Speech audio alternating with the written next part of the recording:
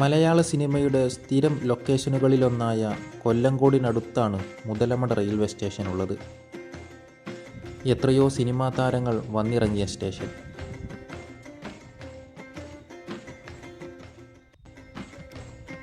കേരളത്തിലെ ഏറ്റവും ഭംഗിയുള്ള റെയിൽവേ സ്റ്റേഷനുകളിലൊന്നായ ഇവിടം സിനിമാക്കാരുടെ ഒരു ഇഷ്ട ലൊക്കേഷൻ കൂടിയാണ്.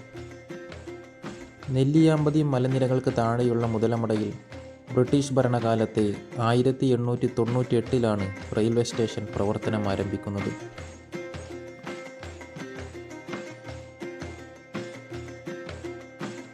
വർഷങ്ങളോളം പഴക്കം ചെന്ന ആൽമരങ്ങളും അതിൽ നിന്ന് താഴേക്ക് തൂങ്ങി നിൽക്കുന്ന വള്ളികളും സ്റ്റേഷൻ്റെ കാഴ്ചയ്ക്ക് ഭംഗി കൂട്ടുന്ന ഒരു ഘടകമാണ്.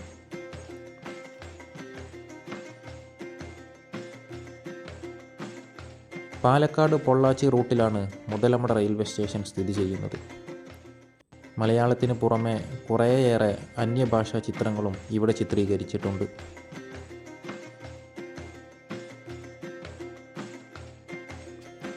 മോഹൻലാലും ശിവാജി ഗണേശനും ഒന്നിച്ചഭിനയിച്ച ഒരു യാത്രാമൊഴി എന്ന ചിത്രത്തിൻ്റെ തുടക്കവും അവസാനവും ഇവിടെ വെച്ചാണ്.